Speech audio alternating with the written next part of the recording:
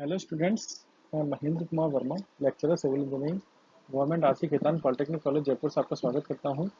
आज हमारा topic engineering seismology का हम आगे डिस्कशन करेंगे। इसका हम अभी पार्ट नंबर 4 पढ़ रहे हैं।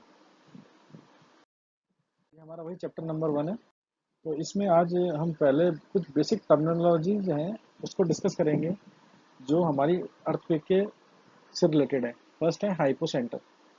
यह वह पॉइंट होता है सरफेस के अंदर जहां से अर्थक्वेक ओरिजिनेट करता है या स्टार्ट होता है, उसे हम कहते हैं हाइपोसेंटर। ठीक है, इसे फोकस भी कहते हैं। ठीक है, तो वो पॉइंट जहां से अर्थक्वेक स्टार्ट होता है धरती के अंदर उसे हम हाइपोसेंटर कहते हैं या फोकस कहते हैं। दूसरा पॉइंट है एपिसेंटर।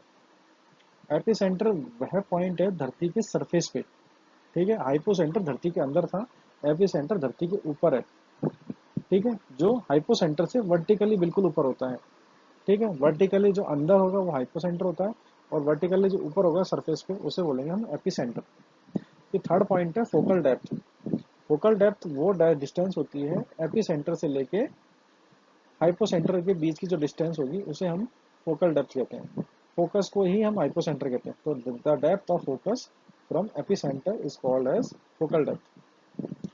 ठीक है, फोकल डेप्थ की हेल्प से हम extent of damage of earthquake calculate कर पाते हैं कि अर्थक्वेक की वजह से कितना डैमेज हुआ है।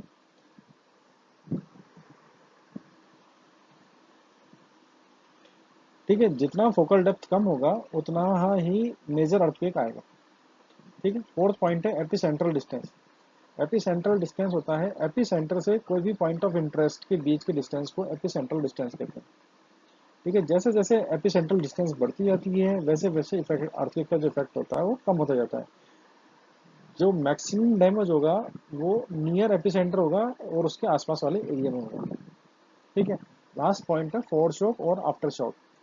आफ्टर शॉक और फोर शॉक में बहुत ही बेसिक सा डिफरेंस है कि फोर शॉक वह होता है जब एक बहुत बड़ा अर्थक्वेक आता है उससे पहले कुछ छोटे छोटे झटके अर्थक्वेक के आते हैं, उसे हम कहते हैं four shock. Similarly after shock वह होता है कि एक बड़े अर्थक्वेक के बाद में कुछ छोटे छोटे अर्थक्वेक के झटके आते हैं, तो उसे हम कहते हैं आफ्टर शॉक। ठीक है, ये 5 पॉइंट्स हैं जो आगे हमारे काम आएंगे। इसका मैंने डायग्राम से बताया कि यहाँ पर सेंटर में ये फोकस है। फोकस ही हाइपोसेंटर होता है। हाइपोसेंटर से बिल्कुल परपेंडिकुलर ऊपर जो डिस्टेंस होगी, परपेंडिकुलर ये होगा, इसे हम बोलेंगे एपिसेंटर। और इनके बीच के डिस्टेंस को बोलेंगे फोकल डेप्थ। ठीक है, और एपिसेंटर से एनी प्लेस ऑफ इंटरेस्ट के बीच के डिस्टेंस को हम बोलेंगे एपिसेंट्रल डिस्टेंस। ठीक है, और इसी तरह फोकल डिस्टेंस हाइपोसेंट्रल डिस्टेंस का। अब नेक्स्ट पॉइंट है सीस्मिक वेव्स। कि सीस्मिक वेव्स क्या होती हैं। ठीक है, जब धरती हिलती है तो हमें पता है अर्थक्वेक आता है। ठीक है, तो जब धरती हिलती है तो उससे एनर्जी रिलीज होती है और वो एनर्जी किस फॉर्म में होती है, सीस्मिक वेव्स की फॉर्म में। और वो धरती के अंदर और धरती के ऊपर ट्रेवल करती है। ठीक है, और ये वेव्स होती हैं ये लॉ ऑफ रिफ्लेक्शन और लॉ ऑफ रिफ्रैक्शन, ठीक है, अपवर्तन और परावर्तन के लॉज को पालन करती हैं। ठीक है, और इन्हीं वेव्स को हम कहते हैं सीस्मिक वेव्स। तो सीस्मिक वेव्स बेसिकली दो तरह की होती हैं। पहली है बॉडी वेव्स और दूसरी होती है सरफेस वेव्स। ठीक है, बॉडी वेव्स वह सीस्मिक वेव होती है जो धरती के अंदर से ऑरिजिनेट होती है, निकलती है। ठीक है, और कई सारी लेयर्स को पास करते हुए हर डायरेक्शन के अंदर मूव करती है, उसे हम कहते हैं बॉडी वेव। ठीक है, बेसिकली दो रहे body wave surface waves. Body wave को दो पार्ट्स में डिवाइड किया गया, पहला है प्राइमरी वेव, दूसरा है सेकेंडरी वेव। ठीक है, तो बॉडी वेव होती है जो धरती के अंदर से निकलती है और सारी लेयर्स को पास करते हुए हर डायरेक्शन में मूवमेंट करती है, वो होती है बॉडी वेव। ठीक है, बॉडी वेव्स में पहला प्राइमरी वेव है और दूसरा है सेकेंडरी वेव। ठीक है, तो प्राइमरी वेव वह प्राइमरी वेव को पी वेव भी कहते हैं। ठीक है, और इसको लॉन्जिट्यूडिनल वेव भी कहा जाता है। ये पुश एंड पुल मैनर में मूव करती है। ठीक है, पहले पुश होगी फिर पुल होगा। ठीक है, तो मटेरियल पार्टिकल्स होते हैं, ये पहले कंप्रेशन, पुश में तो कंप्रेशन होता है, पुल में एक्सटेंशन होता है, उस तरह मूवमेंट करती है प्राइमरी वेव। प्राइमरी वेव को पी वेव बोलते हैं और लॉन्जिट्यूडिनल वेव भी कहा जाता है, लॉन्जिट्यूडिनल वेव ये रहा। ठीक है, इसकी बेसिक प्रॉपर्टीज क्या है। जो प्राइमरी वेव्स होती हैं ये सबसे फास्टेस्ट सीस्मिक वेव्स होती हैं, सबसे ज्यादा जो तेज चलती हैं उन्हें हम बोलते हैं पी वेव। ठीक है। सर सबसे पहले पहुंचने वाली वेव्स है पी वेव्स, जो हमारे स्टेशन पे हम रिकॉर्डिंग करेंगे तो सबसे पहले जो वेव्स आती हैं वो पी वेव्स आती हैं। ठीक है।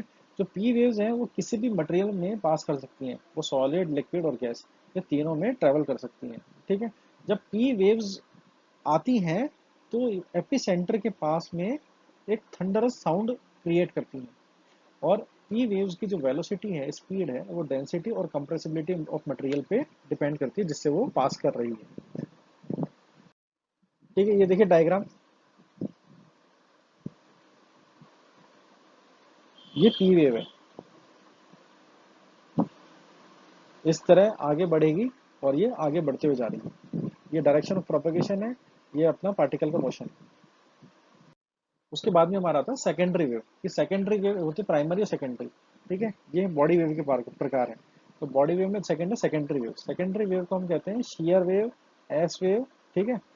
ये जो कैसे प्रोपोगेट करती है, वाइब्रेटिंग मटेरियल में राइट एंगल में, डायरेक्शन ऑफ प्रोपोगेशन के राइट एंगल में ये प्रोपोगेट करती है।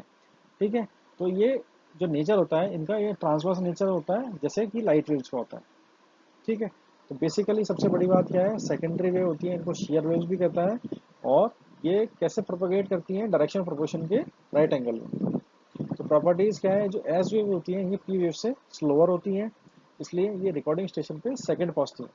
ठीक है। सबसे पहले प्राइमरी वेव पहुंचेगी, फिर सेकेंडरी वेव पहुंचेगी। ठीक है। जो एस वेव्स हैं ये सिर्फ और सिर्फ सॉलिड के अंदर ही ट्रेवल कर सकती हैं। क्यों?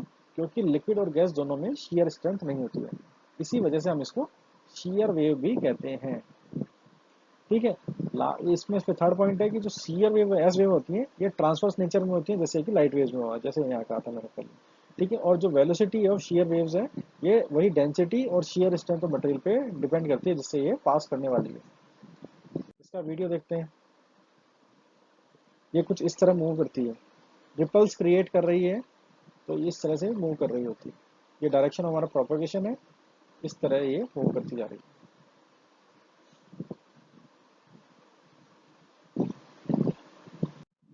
उसके बाद में आता है सरफेस वेव। ये सरफेस वेव, पहला बॉडी वेव था, दूसरा सरफेस वेव है। सरफेस वेव ये सरफेस के अलोंग ट्रेवल करती है। ठीक है। तो पहली point, surface waves where surface seismic waves होती हैं जो सरफेस के अलोंग ट्रेवल करती हैं। ठीक है। ये धरती के अंदर डीपली मूवमेंट नहीं करती है। ठीक है। सरफेस वेव्स को लॉन्ग वेव भी कहा जाता है। जो सरफेस वेव्स हैं ये धरती को हिला देती हैं। ठीक है। और जो धरती पर जो मैक्सिमम जो डैमेज होता है वो सरफेस वेव्स की वजह से ही होता है। ठीक है। इसीलिए ये मोस्ट डिस्ट्रक्टिव नेचर में होती हैं। मोस्ट डिस्ट्रक्टिव वेव्स होती हैं वो होती हैं सरफेस वेव्स। तो सरफेस वेव्स को दो पार्ट्स में डिवाइड किया है। पहले वेव का नाम है लव वेव, दूसरे का नाम है रेले वेव। तो पहला है लव वेव। ये इसका नाम लव वेव क्यों पड़ा? क्योंकि एक साइंटिस्ट थे, सिस्मोलॉजिस्ट ए ई एच लव, इन्होंने 1911 में इसको डिटेक्ट किया था कि इस नाम की कोई वेव होती है, तो उन्हीं के नाम पे इसका नाम लव वेव पड़ गया। ठीक। जो प्रॉपर्टीज है, प्रॉपर्टीज लव वेव की एस वेव के सिमिलर होती है, बट इसमें कोई वर्टिकल कंपोनेंट नहीं होता है। ठीक है। तो जो मोशन होता है वो साइड बाय साइड होता है, हॉरिजॉन्टल प्लेन में। ठीक है। और जो लव वेव है वो ट्रेवल करती है फास्टर देन रेले वेव, जो रेले वेव से ज़्यादा फास्ट चलती है लव वेव। ठीक है। और रेले वेव और एस वेव से ज़्यादा फास्ट चलती है, and they do not travel through liquid और एयर, ये भी सॉलिड में ट्रेवल करती है। ठीक है। Love wave along with S waves cause maximum damage to the structure. अगर लव वेव और एस वेव दोनों मिल जाएं तो ये मैक्सिमम डैमेज करती है स्ट्रक्चर को। ये इसका डायग्राम देखिए, ये इस टाइप में इसका मूवमेंट होता है।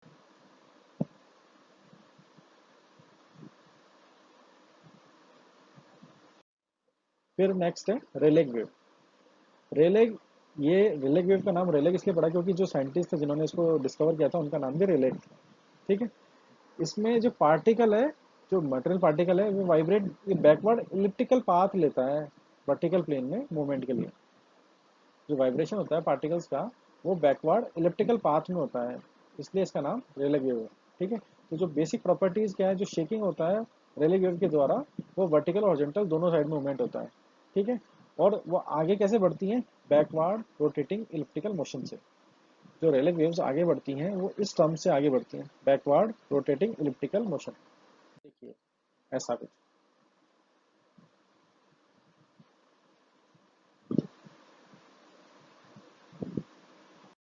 ठीक है, उसके अलावा ये सिंपल सा पी वेव ऐसा होता है, एक्सपेंशन कंप्रेशन आ रहा होता है, एस वेव्स में रिपल्स क्रिएट हो रहे होते हैं, रेले वेव में रिपल्स क्रिएट होते हैं, बट उसके अंदर बैकवर्ड मूवमेंट भी हो रहा होता है।